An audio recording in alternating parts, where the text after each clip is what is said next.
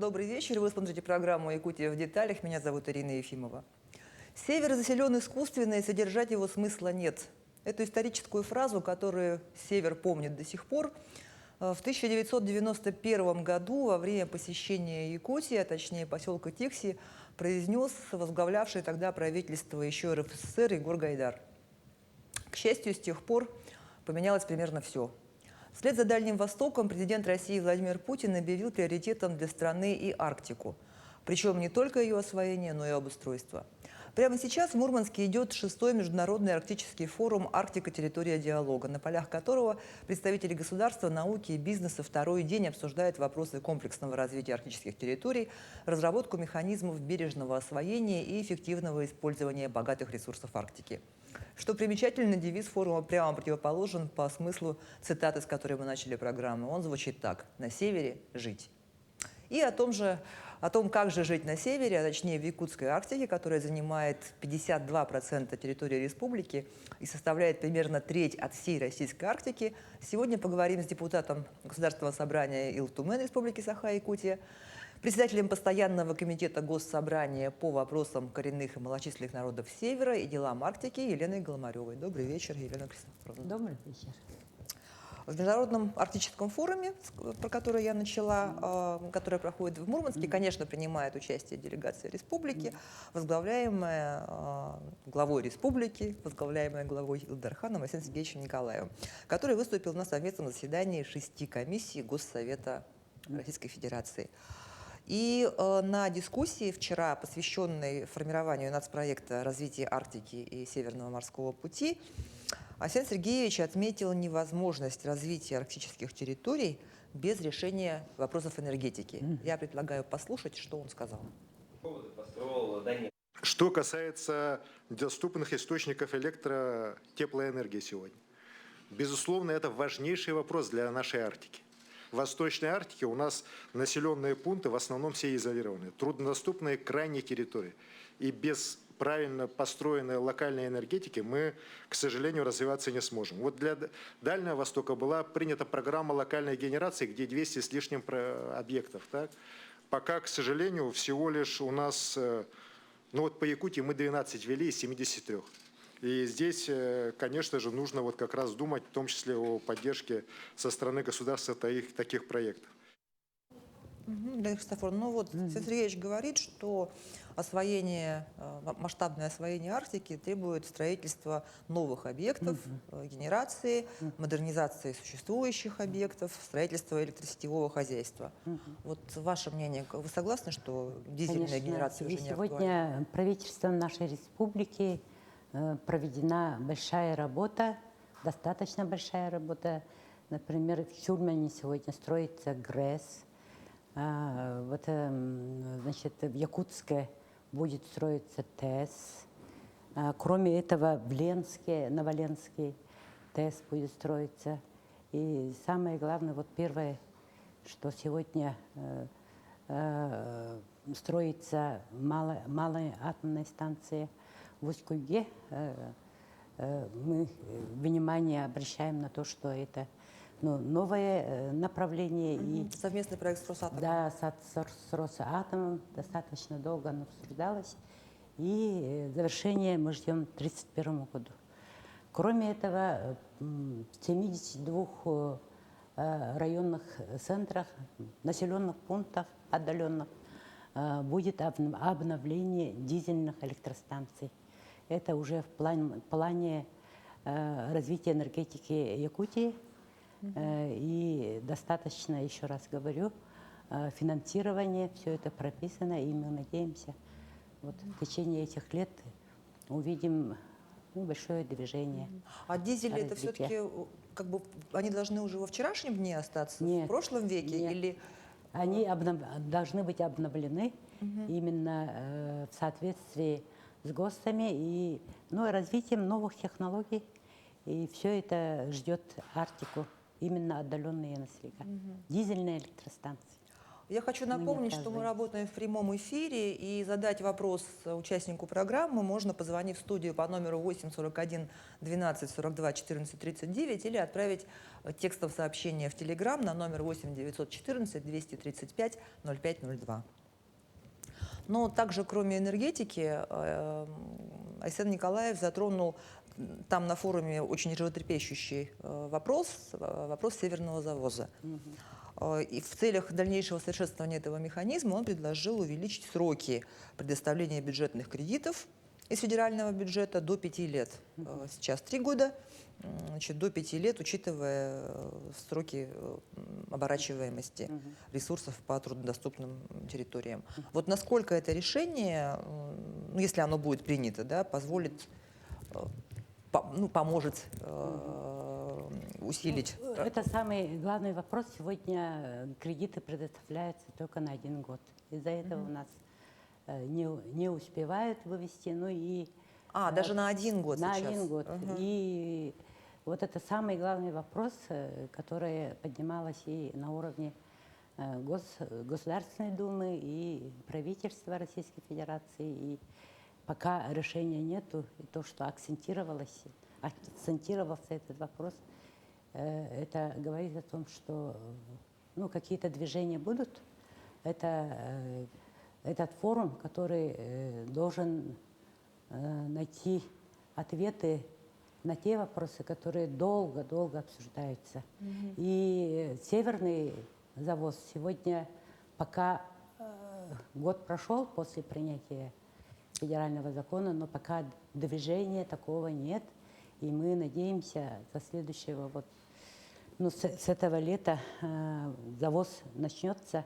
И как раз к этому завозу правительством и Арсением Сергеевичем, глядя наперед, за эти годы построены торгово-логистические центры по всем арктическим 13 районам. Завершение будет, да? И мы надеемся к этому еще привлечь само население. Для этого мы готовим новый законопроект. О чем? О факториях в Республике Саха-Якутия. Это закон, который даст возможность населению сдавать продукты или продукты охоты, продукты, не продукты, а то, что собрано за летнее время. И мясо, рыбу. То есть, чтобы эти транспортно-логистические центры работали в обе стороны, да? Чтобы они и туда привозили, и оттуда население сдавало, их принимали и привозили куда-то сюда на продажу. И сейчас это проект находится в обсуждении. Мы надеемся, но оно имеет финансовую нагрузку. Мы должны доказать, что это принесет какую-то пользу. То есть субсидировать, да, предполагается? Субсидировать местное производство. Выкупать за какую-то выгодную цену. Да. Развитие подсобных хозяйств, развитие семейного бюджета, экономики. Все это в этом законе. Зато у нас тогда в Якутске, в Центральной Якутии появится там морожка, я не знаю, там магазин, что-то такое, да? Да.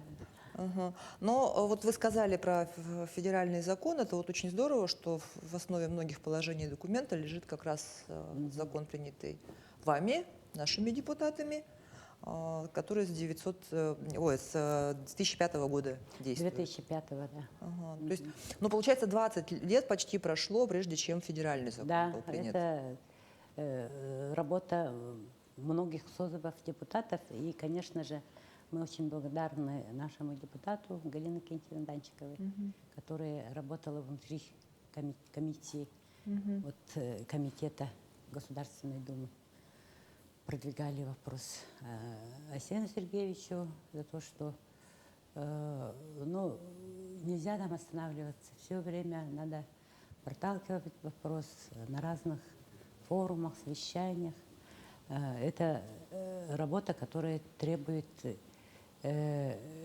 безостановочного ритма.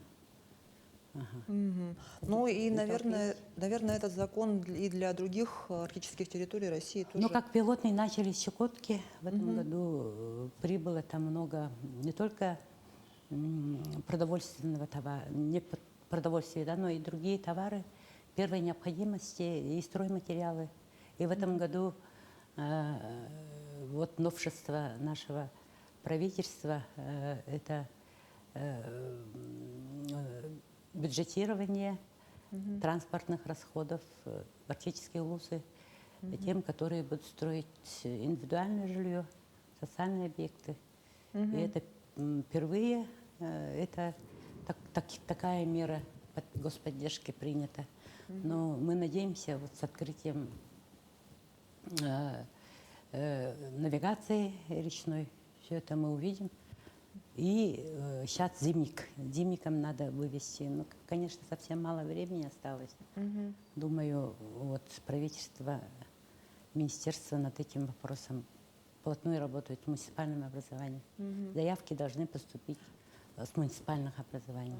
от А граждан. какое вообще вот, ну, примерное соотношение продукции, которую предприниматели поставляют туда там, сам по своей инициативе, и той, которая по Северному завозу идет? Ну, что интересно, Северный завод, это же состоит у нас пока с 13 наименований в республике. А так, по федеральному реестру, значит, утверждено более 70 наименований продуктов. Это разницу, посмотрите, да, какая будет. 13 и 70. Да, более 70 продуктов. Кроме этого, значит, товаров первой необходимости, того, чего у нас республика не могла дотянуть. А в процентном отношении вот эти 13 наименований социально значимых занимает объем всего 20%, а все остальное на плечах предпринимателей. А вы президент также Якутского регионального отделения Арктика Ассоциации полярников России. И хочу поздравить, значит, с юбилеем, 10 лет организации.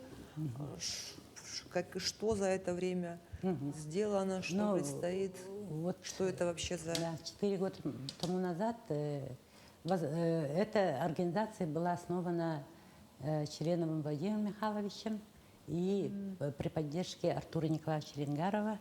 И почему-то они выделили отдельно как Якутская Арктика с русской Арктики. И вот в чем... Вот они, наверное, хотели подчеркнуть особенность Якутии, что территория большая, что тут особые условия какие-то нужны, какие-то преференции нужны. Они же тексинцы в Булунском районе работали. И всю жизнь коренных народов знают особенности вот это климатические, географические. Поэтому вот это очень серьезная организация. И то, что Владимир Михайлович доверил мне дальше продолжить это дело, это очень ответственно. Мы сегодня занимаемся вопросами содействия развитию арктических улусов. Ну, как бы у меня комитет по вопросам коренных малочисленных народов и делам Арктики, и это как бы продолжение на практике. Вот законы принимаем, и дальше что там, Как они где реализуются? застопорились, в чем проблемы, где не так, что делается, на каком уровне. Вот эти вопросы, вот работая 4-й год, ну, очень интересно. По вопросам не только вот это развитие территории, всех касается, всех жителей Арктики, да. Что сегодня, например, волнует жителей Арктики? Я недавно объехала свой округ, все 5 районов. И, конечно же, это в первую очередь, это они ждут, когда вот заработает Северный завод полную силу. Вот когда полную силу заработает, это уже как бы, вот тогда-то и можем, наверное, говорить о повышении качества жизни там, в Арктике. Кроме этого, развитие авиатранспорта.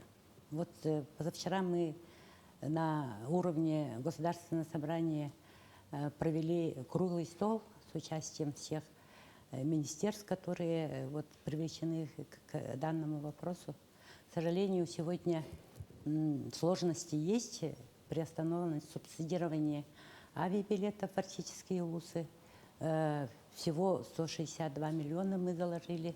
Но осенью у нас должна быть корректировка бюджета, и мы знаем, что это вопрос, который обязательно должны решить. Ну и Нет, ну и вообще здорово, что такие субсидии еще появились. появились, их не было, но мы дальше должны работать. И вот определенное время трудно будет населению пока, да, но надеюсь, мы этот вопрос решим. Арсений Сергеевич перед выездом дал поручение, чтобы еще раз посмотрели, где что, какие финансовые средства можно выделить на это. Учитывая то, что и по развитию вот этого водного транспорта у нас есть своя программа. Своя программа – это водное углубление рек, это строительство вот этих дебаркадеров, вот только начинается, да? Они вот с этого года уже будут выпускать первые дебаркадеры, которые будут плавать по рекам. Ну, это вот арктические. Да, реки, и да? поэтому, все это не так быстро делается. К сожалению, мы сегодня должны понимать, в каких условиях сегодня мы живем. Это санкции, это сложности, которые мы знаем, и свой, и все это. Но надеяться должны на лучшее. И думать о тех проектах. Ну, очень много, конечно, зависит и от нас самих. Но вашим комитетом ведется серьезная работа по подготовке законопроектов. А сейчас над чем трудитесь? И Ну сколько вот- у вас там человек в этом комитете? Вроде бы не самый популярный, наверное, комитет. Нас мне 10 человек, и все депутаты, которые были избраны с арктических улусов, все работают, активные очень, и очень, вот как раз по энергетике Гавриил Николаевич Алексеев у нас в комитете у нас это те люди, которые изнутри знают проблему Арктики. Поэтому боеспособный, можно сказать, и те вопросы, которые мы беремся обсуждать, пытаемся найти общий язык и с правительством, и с муниципальным образованием. Сегодня мы работаем над законами, которые дают возможность, например, есть у нас закон, которого нет в других регионах, это этнологическая экспертиза.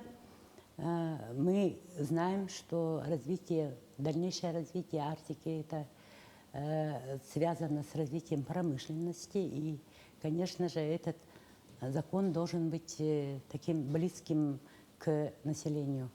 А в чем это заключается? В том, что мы на равных должны сидеть за столом, и недропользователями, которые приходят на наши территории, говорить на равных, прийти к согласованию, вопросам экологии, вопросам дальнейшего развития района, кадровым вопросам, да. Мы считаем, что этот закон региональный очень хорошо работает. Почему? Потому что на уровне правительства все это решается. Правительством утверждается комиссия, которая все это изучает изнутри до начала работ. И если раньше, это, конечно, всех обрадует, если раньше упущенные выгода или там какие-то расходы, какие были, это ущерб природе и тому населению, да, которое там проживает, решалось только для родовых общин, то с принятием вот этого закона мы в окончательном чтении примем на этой сессии эти вопросы будут касаться и муниципальных унитарных предприятий, которые занимаются традиционными видами хозяйствования, и муниципальных образований. Это там, где образованы территории традиционного природопользования. Это тот закон, которым мы очень гордимся, и надеемся, в будущем оно даст дополнительные возможности для развития территорий. Ну, это в защиту экологии, получается, да, в защиту да, традиционного да. э, Ну и уклада тут жизни. должны быть активны сами жители, сами муниципальные образования. На прошлой неделе буквально прошло важное мероприятие, 4-й съезд оленеводов после большого перерыва. Как праздник прошел и в целом какие меры поддержки оленеводства у нас действуют и какие еще нужны, может быть, Но разрабатываете это такой праздник природы, единения природы и человека. И якутяне увидели красоту не только природы, красоту человека, природы именно с Арктики. Да? Столько со всех это хозяйств 20 муниципальных образований, которые занимаются оленеводством, все они были здесь. И это задор, это радость жизни, это мужество наших оленеводов, которые живут, работают в необъятных просторах тундры, тайги, гор. И мы их считаем на самом-то деле пограничниками необжитых территорий. Это дозорные. Там никого нету. Они сами одни целый год кочуют. И Хранители севера буквально. Хранители севера, хранители территорий. И количество оленей у нас по сравнению с 5-летними данными немного увеличилось. Есть очень хорошие результаты Усть-Янского района, Эвино-Батантайского, Анабарского. Да? Мы говорим, что там, где есть внимание со стороны глав районов, ну и нашего министерства. Знаете, вот 6-7 лет тому назад был принят федеральный закон о государственной поддержке предпринимательской деятельности Российской Федерации, в котором парламент и республика свои предложения отдельным разделом внесли. Это была большая работа. Тут Александр Николаевич Жирков, Галина Кентьевна Данченко и я вошли в комиссию вот этой Государственной Думы. И это дало нам толчок к тому, что появилась программа федеральная, которая в законе прописана, о государственной поддержке традиционных видов хозяйствования. И вот благодаря вот этой программе, в котором финансовые вложения федеральные всем субъектам выделялись, и за это время мы успели, можно сказать, решить вопросы строительства коралей, строительства домиков, даже это внедрение новых технологий, начиная от квадрокоптеров, новых видов связи. Это то, что очень хотелось иметь каждому оленеводу. Вот это у нас внедряется сейчас. Это федеральные деньги. Кроме Программа этого, поддержки традиционной хозяйственной деятельности. И вот на уровне республики у нас есть своя программа. По настоянию Министерства Арктики у нас уже 5-й год работает программа поддержки молодых оленеводов. Если первые годы оно составляло 1 миллион рублей, то сегодня 2 миллиона рублей. И 12 молодых людей ежегодно по каждому району, по квоте получают эту поддержку. Ну, пока идут вообще скромно. вот молодые? Потому что кадры же... Сейчас такой сложно вопрос. говорить о том, что молодые это как раз-то вопрос третий, который поднимает оленеводы, это обновление кадров молодыми. Но молодых пока вот как привлечь молодых Как людей? привлечь, как... Это вопросы, которые мы должны в будущем решать совместно с молодыми. Не так их много. Может быть, изменить образ жизни, но это невозможно, потому что олень ты должен, как говорится, менять маршрут. Они же на одной территории всего на 2-3 дня останавливаются и дальше идут палатками, уросами своими, кочуют. Ну, В вот, этом экстремальность условий жизни. ну вот, кстати, про кочевье. Вы же входили в число инициаторов закона «Кочевая семья», который более 5 лет назад был принят. Вот он, как он работает и какой эффект?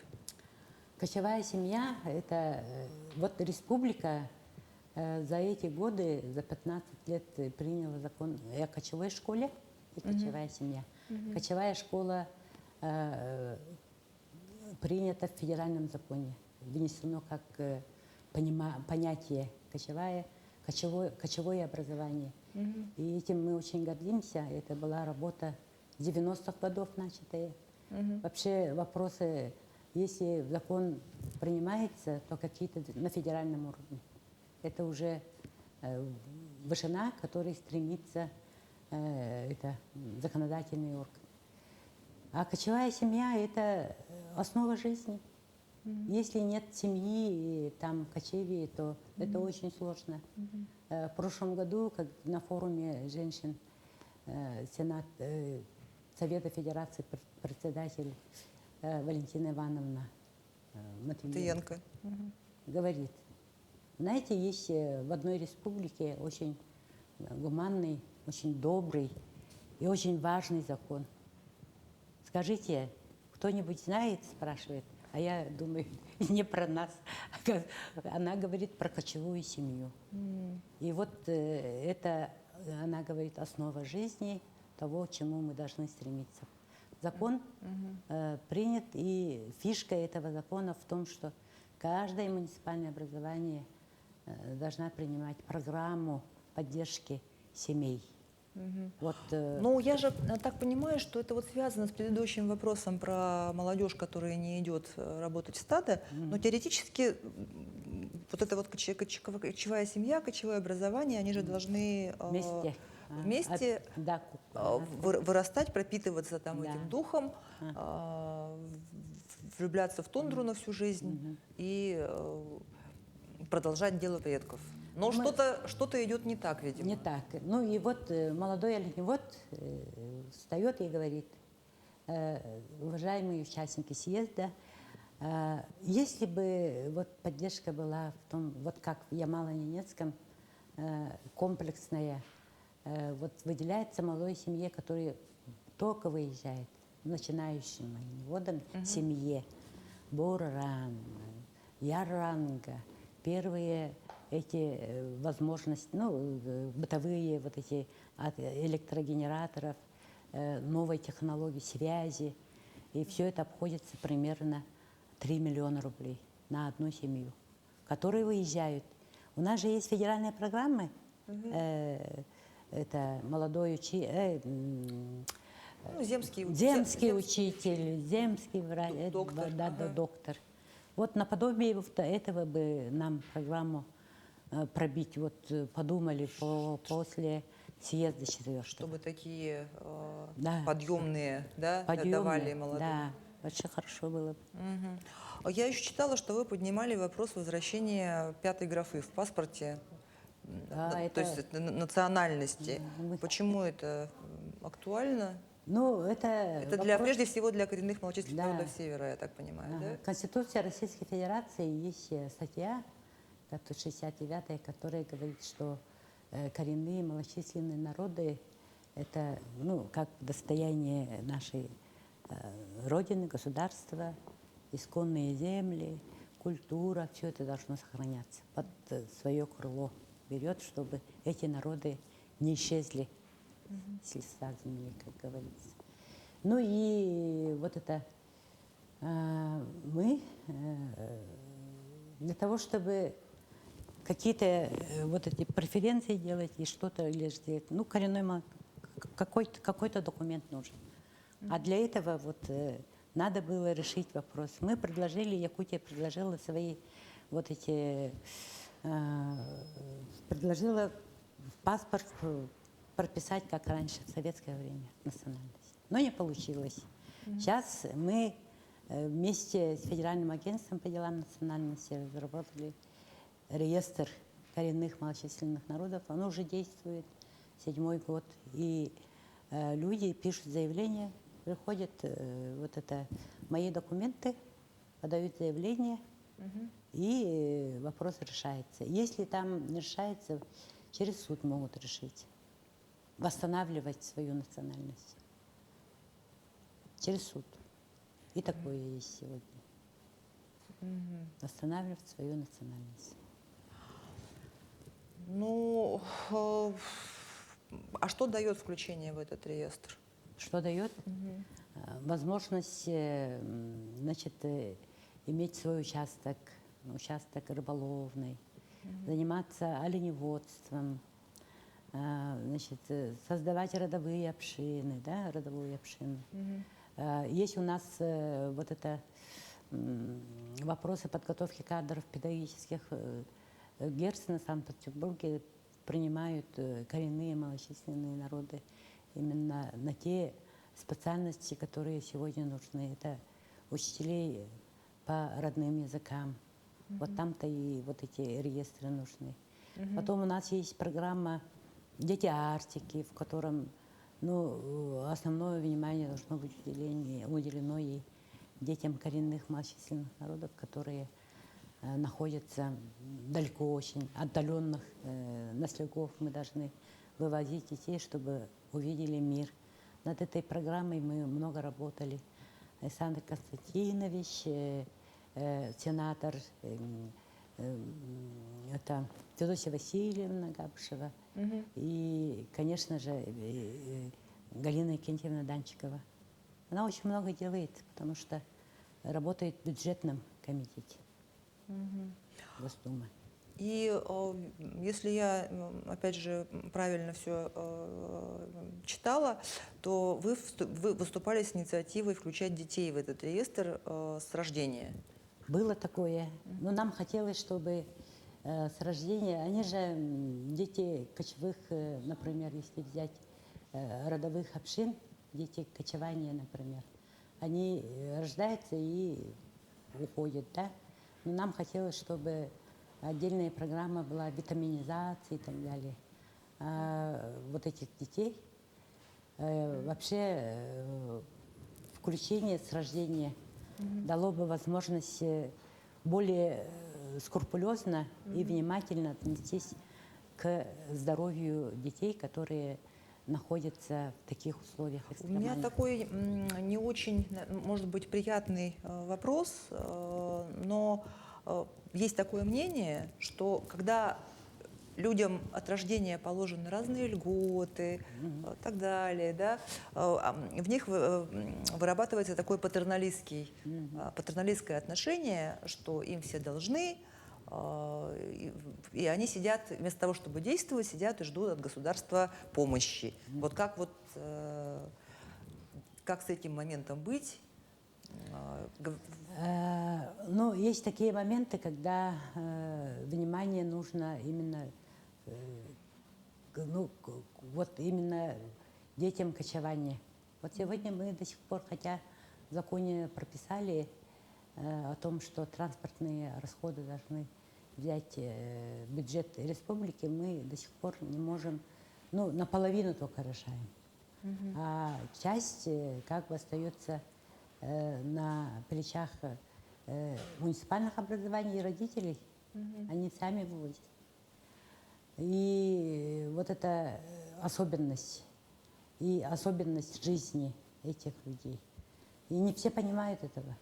Это надо быть там, жить этой жизнью и с рождения брать детей под внимание государства именно детей, кочующих, вот это людей, это было бы, конечно же, очень таким позитивным моментом. Елена Швецовна, я понимаю, что вы можете про эти волнующие темы говорить бесконечно.